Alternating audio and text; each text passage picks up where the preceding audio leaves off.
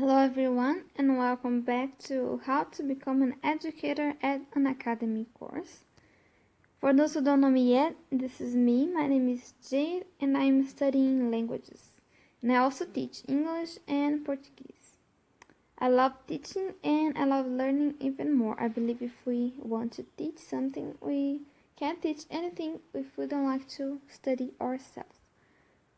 So this is the lesson 5 of our course, and today I'm going to talk about course planning. Many people are confused with this part of becoming an educator at an academy, so I'm going to teach you how to structure a course.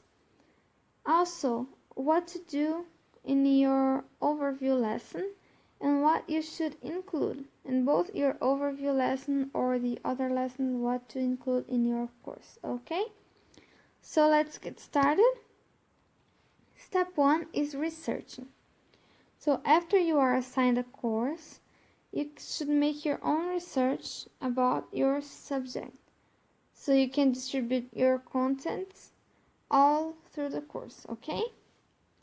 So first, when you already know what your course is going to be about, you have to do your research. So you are able to decide what to put in each lesson, okay? So you have to distribute the topics through the lessons, what you are going to teach on lesson 1, lesson 2, and so on, okay? So step 2, the overview lesson. What you should put in your overview lesson, what you should say. Many people are confused with this one. So first, the overview lesson is shorter than the other ones. It should be 4 to 5 minutes long. And it should include your introduction slide. A slide about me, okay? About yourself. Your course objectives, okay? What you're going to teach in this course. Your target audience. Useful sentence to use in your overview lesson is, by the end of this course, you will be able to. Okay, this is a way for you to describe your course objectives, okay? Also, your introduction slide, I taught you how to do that in a previous lesson, in a demo lesson.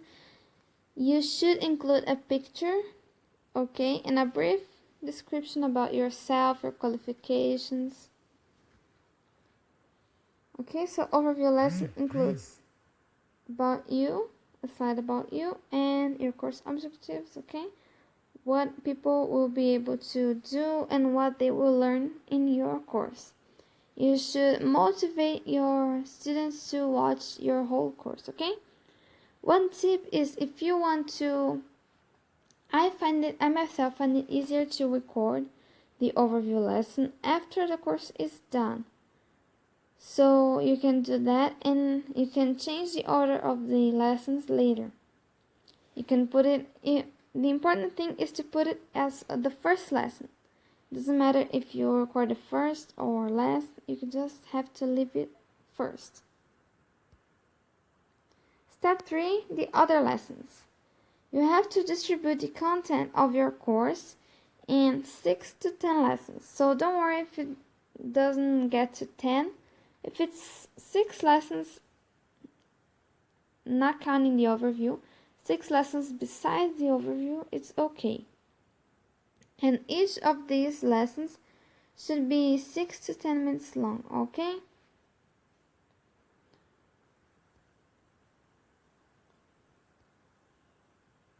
So what to do if your lessons are too short or too long?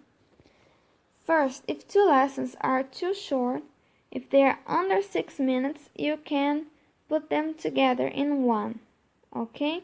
So for example, if you have lesson 5 and lesson 6, and both aren't getting to 6 minutes, you can just put them in one 10-minute lesson, okay?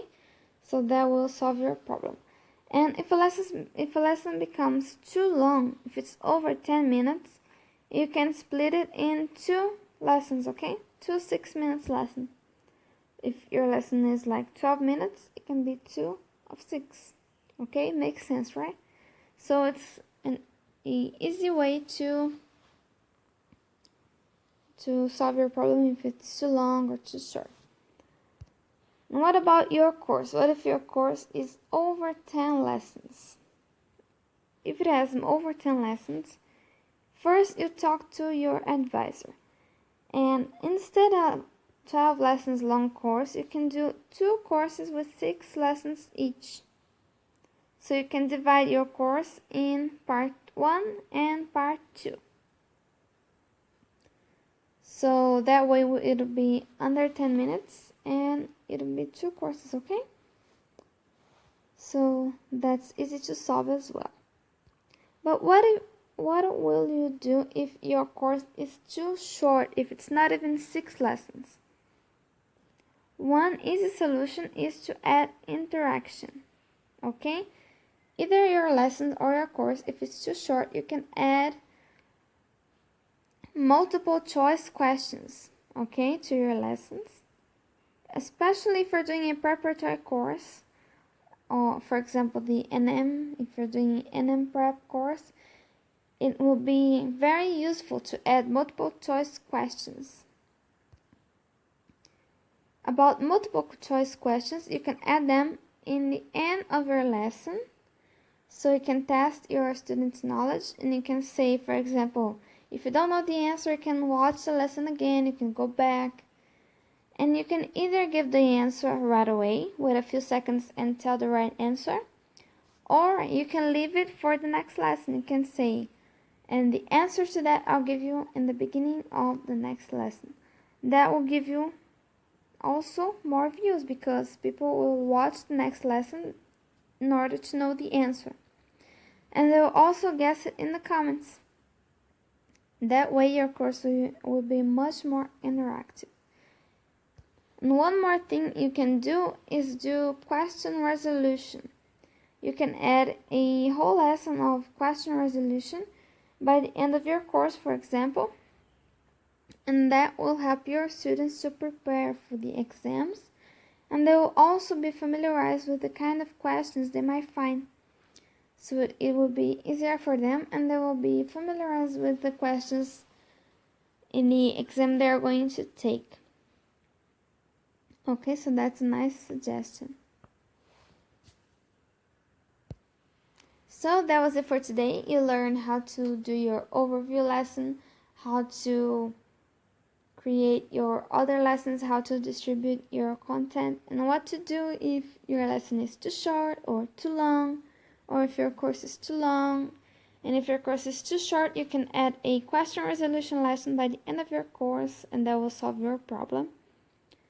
And not only that, will help you with time management and amount of lessons, and it will also give you more views and make your lessons, your courses more interactive with your students, okay? So that was it. Thank you for watching. I hope you enjoyed my tips and my suggestions. You can rate this lesson, you can review my course. Also, leave in the comments what do you think about these tips. If you have any more tips to share with us, you can share it in the comments. If you have any suggestions for me, any feedback. And you can also follow me so you can see my next lessons and my other courses. Okay, so that was it. Thank you and goodbye.